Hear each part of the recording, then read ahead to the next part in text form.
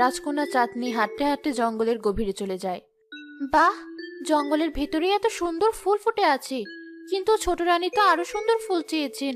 আমাকে হয়তো আরো একটু ভেতরে যেতে হবে। জায়গাটা কি ভয়ঙ্কর! আমার নিজের পায়ের শব্দ ছাড়া আর কিছুই শোনা যাচ্ছে না। কেমন গা ছমছম করছে। চাঁদনি আরো কিছু দূর এগিয়ে যায়। হঠাৎ তার মনে হয় কেউ যেন তাকে দেখছে। সে পেছনে ফিরে তাকায়, কিন্তু কাউকে দেখতে পায় না। সে আবার ফুল তুলতে শুরু করে। কে ওখানে? আমার মনে হচ্ছে কেউ আমার পিছু নিয়েছে। রাজকন্যা, এখন কোনো কথা না বলে জলদি আপনার সামনের ওই গাছটার উপরে উঠে পড়ুন। এক মুহূর্ত দেরি করবেন না, আপনার জীবন বিপদে আছে। কে কে কথা বলছে? আমি তো আপনাকে দেখতে পাচ্ছি না। আর আমি কেন কাছে উঠবো? কি বিপদ? এখন প্রশ্ন করার সময় নেই রাজকন্যা, যা বলছি বিশ্বাস করে তাই করুন। জলদি করুন, সময় নেই। চাঁদনি কোনো মতে গাছের একটা বড় গাছে চড়ে বসে। সে দেখতে পেল একটা বাঘ ঠিক সেই জায়গায় দাঁড়িয়ে আছে যেখানে সে একটু আগে ফুল তুলছিল। কিছুক্ষণ পর শিকার না পেয়ে বাঘটা বনের অন্যদিকে চলে যায়। আপনি আমাকে বাঁচিয়েছেন। আপনি কে?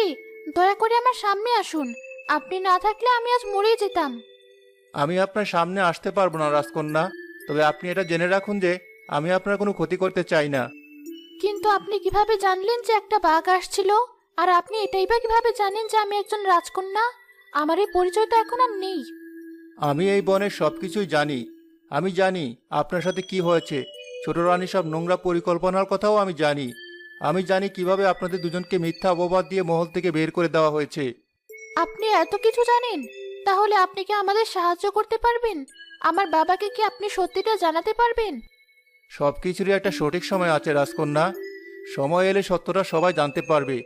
এখন আপনি সাবধানে কিছু ফুল তুলে বাড়ি ফিরে যান। আজকের মতো আর জঙ্গলের গভীরে আসবেন না। আমি আপনার কাছে চিরদিন ঋণী থাকবো, কিন্তু আমি আপনার নামটাও তো জানি না। আমি আপনাকে কি বলে ডাকবো? নাম দিয়ে কি হবে? আপনি আমাকে বনের বন্ধু বলে ডাকতে পারেন। এখন সাবধানে বাড়ি ফিরে যান। চাঁদনি গাছ থেকে নেমে কিছু ফুল তুলে বাড়ির দিকে রওনা হয়।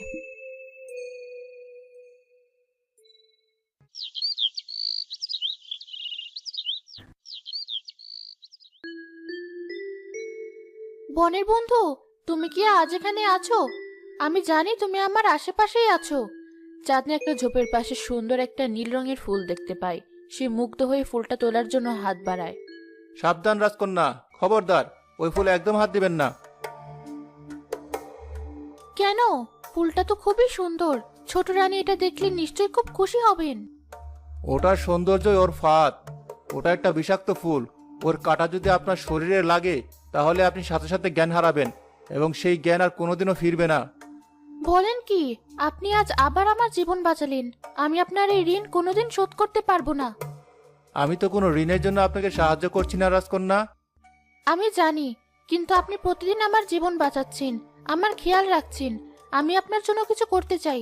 বলুন আমি কিভাবে আপনার উপকার করতে পারি। আমার কাছে এখন আর রাজকন্যার মতো কোনো সম্পদ নেই, কিন্তু আমার মনটা তো আছে। আপনি কি সত্যি আমার জন্য কিছু করতে চান রাজকন্যা? হ্যাঁ, আমি সত্যিই চাই। আপনি শুধু বলুন আমাকে কি করতে হবে। তাহলে আপনি কি আমাকে বিয়ে করবেন? বিয়ে? কিন্তু আমি তো আপনাকে কোনোদিন দেখিনি। আপনি কে? আপনার পরিচয় কি? আপনি মানুষ নাকি অন্য কিছু? আমি তো কিছুই জানি না। এভাবে না দেখে না জেনে আমি আপনাকে কিভাবে বিয়ে করতে পারি? আমি জানি আমার এই প্রস্তাবটা খুবই অদ্ভুত, কিন্তু আমার পরিস্থিতিটা এমনই যে আমি আপনার সামনে আসতে পারছি না। আমি আপনাকে জোর করব না। আপনার মন যদি রাজি থাকে তবে আপনি হ্যাঁ বলবেন। আমাকে একটু ভাবতে দিন। এই সিদ্ধান্ত আমি একা নিতে পারি না। আমার মায়ের সাথে কথা বলতে হবে। তিনি যা বলবেন সেটাই আমার শেষ কথা।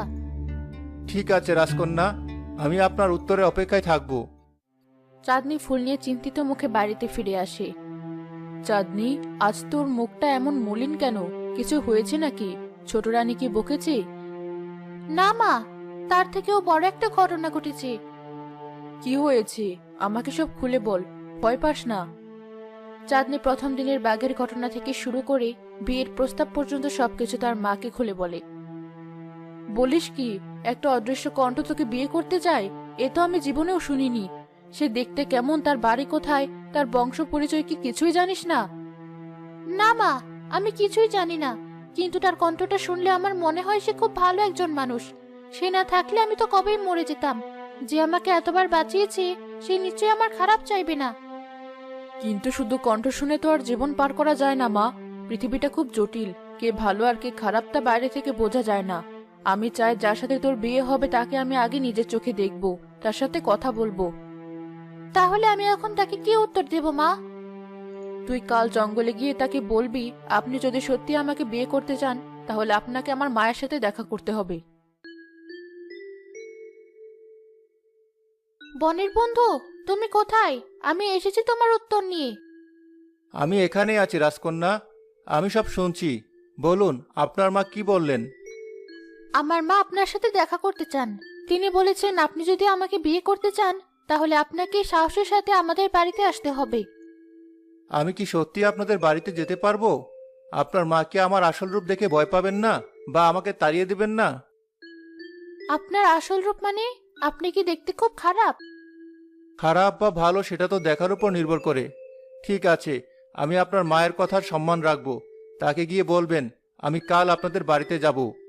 চাঁদনি বাড়ি ফিরে তার মাকে সব কথা জানায়।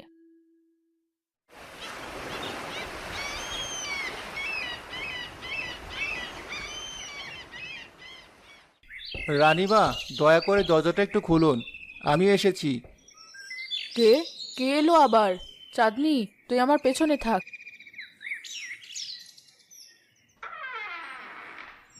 কই, কেউ তো নেই, হয়তো আমার শোনার ভুল। আমি নিচে রানীমা, আপনার পায়ের কাছে।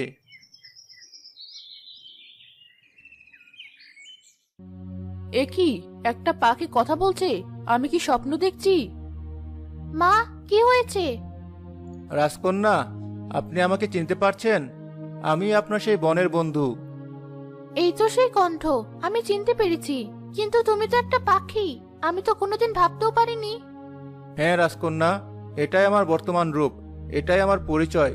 আপনার মা কি আমাকে এখন ফিরিয়ে দিবেন? তুমি সেই কণ্ঠ যে আমার মেয়েকে এতদিন ধরে বিপদ থেকে বাঁচিয়েছো। কিন্তু তুমি তো মানুষ নও, একটা পাখির সাথে আমার মেয়ের বিয়ে কি করে সম্ভব? সমাজ কি বলবে? রানীমা, আমি জানি এটা মেনে নেওয়া খুব কঠিন, কিন্তু আমি আপনাকে কথা দিচ্ছি আপনার মেয়েকে আমি রানীর মতোই সুখে রাখবো। আমার বাইরের রূপটা পাখির হতে পারে, কিন্তু আমার ভেতরের মনটা একজন মানুষের। আমি তাকে সম্মান দেব, ভালোবাসা দেব। আমি তাকে সকল বিপদ থেকে রক্ষা করব, যেমনটা এতদিন ধরে করে এসেছি। মা, ওর রূপ যাই হোক না কেন, ওর মনটা অনেক বড়। ও আমাকে না দেখে না জেনেও নিঃস্বার্থভাবে সাহায্য করেছে। আমি ওকে বিশ্বাস করি। আপনি যদি অনুমতি দেন, আমি এই বিয়েতে রাজি আছি। আমার জন্য ওর ভালোবাসাই যথেষ্ট। তোর চোখে আমি ওর জন্য বিশ্বাস দেখতে পাচ্ছি। যে তোর জীবন বাঁচিয়েছে তার প্রস্তাব আমি ফিরিয়ে দেওয়ার কে? ঠিক আছে, আমি এই বিয়েতে রাজি, কিন্তু আমাদের তো কোনো আয়োজন করার মতো সামর্থ্য নেই।